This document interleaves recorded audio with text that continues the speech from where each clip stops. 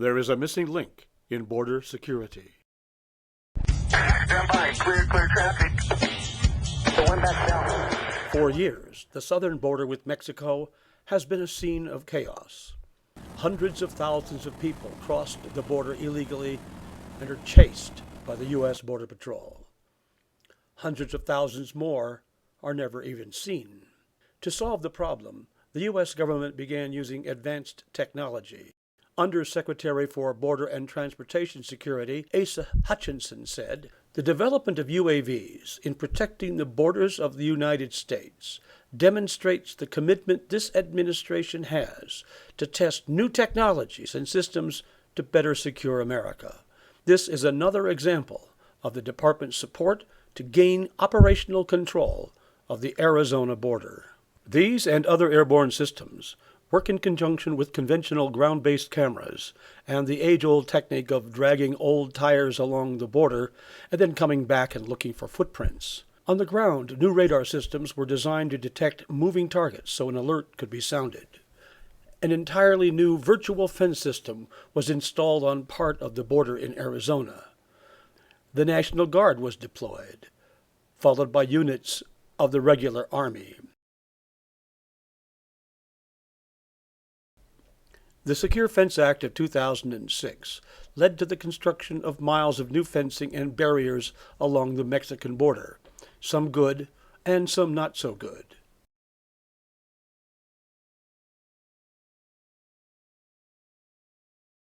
New technology was brought to Arizona to establish operational control of the border. The Secure Fence Act of 2006 says operational control means the prevention of unlawful entries into the United States.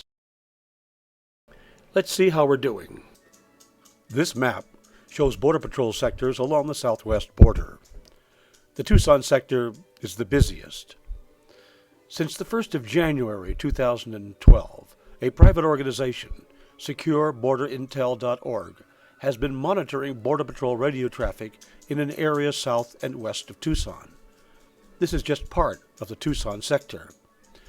The Border Patrol uses encrypted radio communications so others can't listen in, but it doesn't do it all the time. Secure Border Intel estimates that it picks up about 30% of the radio traffic in the area covered.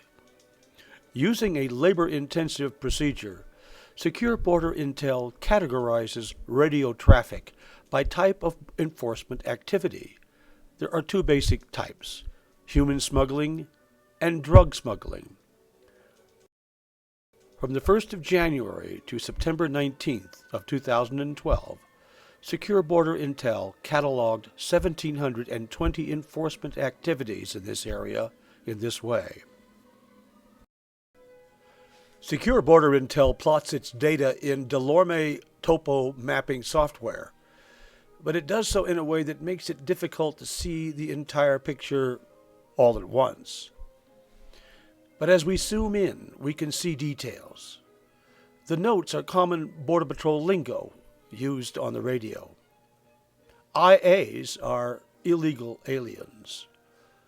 Unknown means an agent has seen sign indicating suspects but hasn't seen them visually. Carpet walkers are people who put carpet on their feet to hide telltale footprints. Packers are people carrying drugs. This area, about 10 miles north of the border near Sassabee, Arizona, shows a lot of activity. This map shows activity in an area just west of Tucson, 60 miles north of the border. Again, this is 60 miles north of the border. We don't know how many of these people were apprehended. Probably most were not. Secure Border Intel logs only a fraction of actual activity. You have to multiply this activity by about 3 to get a real picture. Since mid-August, there has been a significant surge in activity. Some attribute this to a new amnesty program launched by President Obama.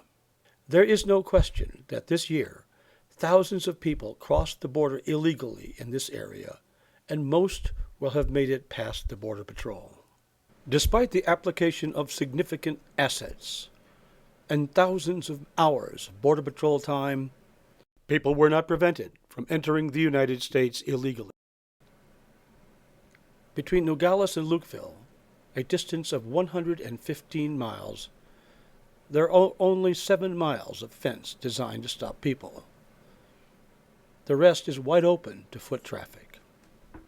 Some argue that a real fence would solve the problem. However, there is great opposition to new fencing on the border. There is a missing link on the border. There is a need to link all of the technology, not only by a common operating picture, but a common threat picture. That link is a reliable, immediate detection and identification of border violations. Let's see why. Here is an example. Assume that Border Patrol agents are positioned every 6 miles. With an immediate alert, the point of intrusion could be reached within, say, 4 minutes. At a normal walking rate, the intruders would have traveled about 1,200 feet. Even if they were running, they would be at most a half mile away. With proper equipment, it should be a simple matter to intercept and apprehend them. If agents can't reach the point of intrusion immediately, other assets such as helicopters, fixed-wing aircraft, UAVs, and mobile camera systems could find and track the suspects very quickly. This might even be accomplished with unmanned ground vehicles that move in to warn the suspects to wait for the regular U.S. Border Patrol to arrive. Can existing technology do the job? Cameras are effective when they see something, but they have to know when and where to look, and they usually don't. And cameras can't see into deep washes or through heavy brush. A seamless 100% coverage of every inch of the border using only cameras would be prohibitively expensive. Radar knows when an intrusion happens if it can see it and detect it, and many times it can't, for the same reasons cameras can't. A full 100% effective ground radar coverage of the entire border would again be very expensive. As with cameras, aircraft, whether manned or unmanned, must know where to look. Just flying around hoping to detect suspicious activity is generally a waste of fuel. We're not picking up anything. Existing ground sensors might do the job, but according to a study by the Inspector General of the Department of Homeland Security, they are extremely unreliable, with a false alarm rate in excess of 90%. And their coverage is generally very spotty. Here is the missing link. After 10 years of work on the border, a small Arizona company, Border Technology, Inc., has developed Identiseis, a system that detects and identifies border intruders on a continuous, unbroken line with great reliability. Identiseis uses the same seismic exploration technology applied by oil companies, modified to detect signals on the surface instead of deep underground. The basic sensor is similar to that used in U.S. Border Patrol ground sensors, with some major differences. Instead of a single sensor or geophone operating off a battery with a transmitter, Identiseis connects 12 geophones together to operate as one sensor. All of the geophones or sensors are connected by a common cable to a seismograph that converts the signals to digital data. Seismographs are placed every half mile. They are operated off a solar-powered battery system. A computer processes the data from the seismograph using an algorithm that determines if a threat is present. There is one such computer every 5 miles. Also every 5 miles, an IP-based radio link sends alarms to a solar-powered satellite link. There is one satellite link about every 40 miles. With the exception of solar panels and antenna, the entire system is buried underground. Identiseis can detect humans walking at a range greater than 600 feet, or about 180 meters. Individual ground sensors used by the Border Patrol have a range of about 30 feet. The greater range of Identiseis gives its algorithm much greater time to analyze the signals before it sounds an alarm. In the following, you will see an actual test of how Identiseis adjusted to rainfall. The test was performed at Border Technology's test range on the Mexican border in southern Arizona. The fence is at the border. It runs 5 miles to the west. The number 6 is 600 feet from the sensor line. 30 seconds. Copy. The algorithm is establishing the background noise level. 1/2 mile of the system has been installed at this test site. Okay, begin walking, gentlemen. On our way.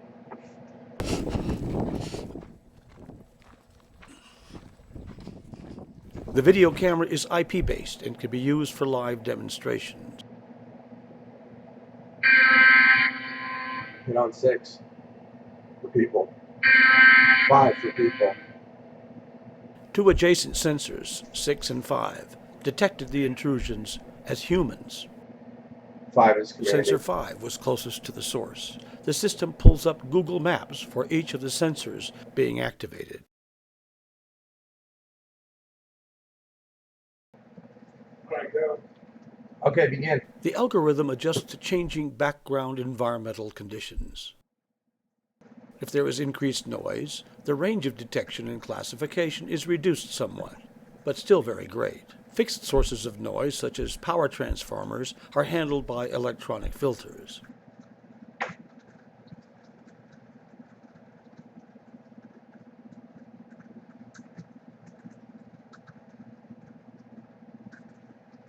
Operators comment that it's kind of cool that the rain did not produce false hits. It's kind of cool. We're not getting a lot of false hits. Just picked you up right now on 5. Good deal. About 300 feet. Identiseis greatly reduces false alarms through the application of advanced digital signal processing and mathematical probability. Users have the ability to adjust certain parameters that control sensitivity. Low-flying aircraft such as ultralights generate a seismic noise that is easily classified. Airplane here. Vehicles generate seismic signals that can be distinguished from humans walking.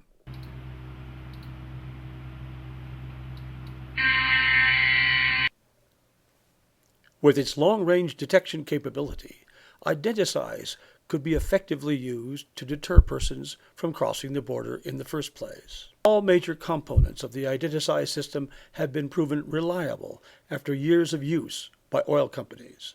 The same applies to radio links, such as the Motorola Canopy system, and the Hughes satellite internet link. Identiseis can be installed at a cost of about $100,000 a mile, not including cameras. Identiseis combines long-range sensors with powerful signal processing in a way that provides reliable early detection and classification heretofore impossible. It is truly the missing link in border security. For a low-cost system that is environmentally benign and safe, Identiseis is the answer. For early detection and identification that multiplies the force in many ways, Identiseis is the answer. Identiseis is the missing link in border security.